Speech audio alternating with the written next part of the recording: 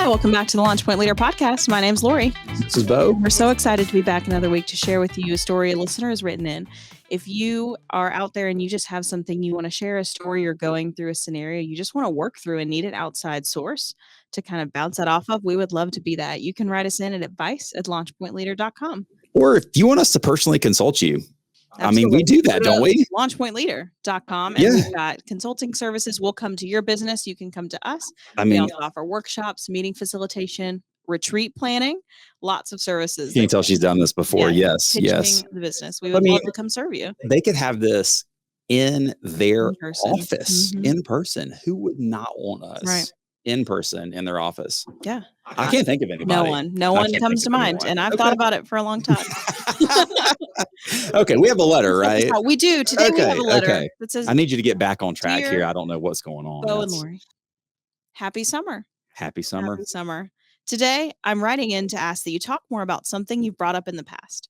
It's the idea of future-proofing problems when they come up. I work with a team of 30 people of the ages from mid-20s through retirement age. With a wide group of people and backgrounds, the problems we have seem to go through the same issues almost every year or so.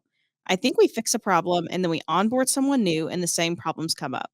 My team is all talented and works hard, but it's like when bigger problems come up, they freeze and look for me to fix it. I don't mind fixing problems, but now that I've been in this role for over 6 years, it's starting to wear me down. I'm quicker to be annoyed, and it's frustrating that when I fix a problem, it always comes back. So that gets me back to the point of my question. What does future proofing look like? How can I approach the issues and not just fix them for one person or one time, but fix it for the future? I consider myself a system-driven leader in many regards, but I can't seem to get it right in these situations. Thanks for reading and for your insight. I would love specifics I could try or any resources that have helped you hone these skills. Thanks. Future frustrations.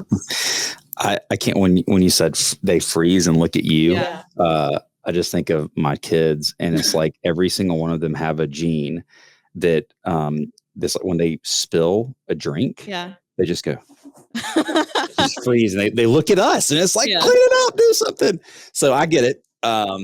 Man, so 30 people, large range. Wide range. Mm-hmm. The thing that I picked up on that was written in was that you think you'd have a problem solved. Right. Then we onboard a new person and that problem resurfaces again. So I think with that being the kind of the starting point there, I would ask the question to say, what is the training that you're doing? And is it thorough and specific enough to address some of these problems that have become maybe cyclical in nature that you're finding?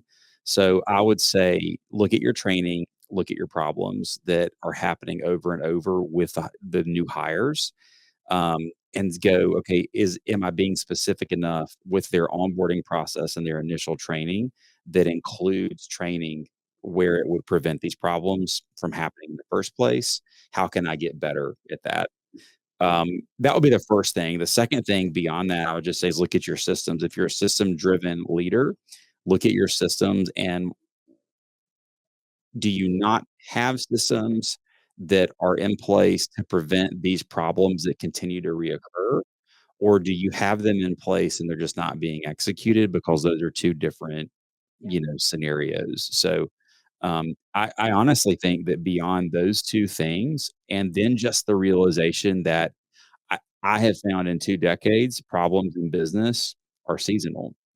And every time you deal with one thing, you can resolve it and you can future proof it. Because what we're doing here is we're going, okay, how do we future proof this? And those are some suggestions for doing it, but also know that it will never ultimately always go away.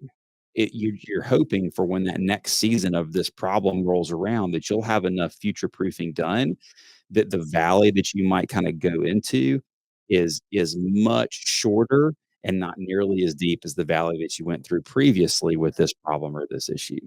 Hopefully that makes some sense. But yeah, I think I would start there. If onboarding a new team member is the trigger, then that's where I would tend to start. Yeah, I think that's good. I actually thought about you when I was reading this letter, and they talked about problems are arising. You always share about how business is cyclical and you go through these seasons, and from your time as a business owner, you took seasons that might have lasted you months, a couple quarters of your year, and you figured out ways to future proof it so that when it does come up, because it is going to happen again as you Yes. change team members, as you get different backgrounds of people in there, they might still come up. So I wouldn't necessarily say the fact that the problem is coming up again is necessarily a red flag. We'll talk about, like, of course, the ways to future proof it, but making the season shorter and figuring out how to bring that business to where you're most steadily climbing and not a roller coaster, right? Yeah. You're up and down all the time, is really important. But I thought about how you always share that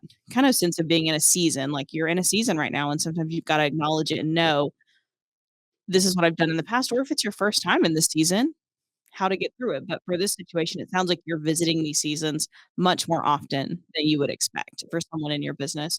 And so then that takes you to the next point of, you talked about your training and onboarding methods, but I think it's also worth it to look at your solutions. Maybe your solution that you think is patching the problem is really just a band-aid over a bigger issue. Root cause thinking, right? And I think that's what you're getting to here is really making sure that you're not just patching the symptom, but you're solving the actual problem. And we call that either root cause thinking, or in our businesses, we've referred to it as bucket thinking. Sometimes we go, okay, for this problem, what are the only things that actually impact this in a positive or negative way? And let's list them out. And I don't know why one day I just decided we're going to put them in Draw them buckets, in buckets. draw Yeah. them in Mhm. buckets. And then we take all those and we just start listing, okay, what is every single system and process that we have in our business that we already have that addresses this, that if we do them well, this isn't a problem anymore. And we start with that. And I think that's actually a great point there, is to go to that root cause thinking, to make sure that, you're not just putting a Band-Aid. Yeah. And as we talk to people about bucket method, root cause thinking, I always tell them when I'm training people on this and having these workshops, you want to list even the things you don't think are causing the problem, because what can happen is you're so deep into it. I mean, with a team of 30 people, you're probably doing this onboarding and training yourself to a certain extent.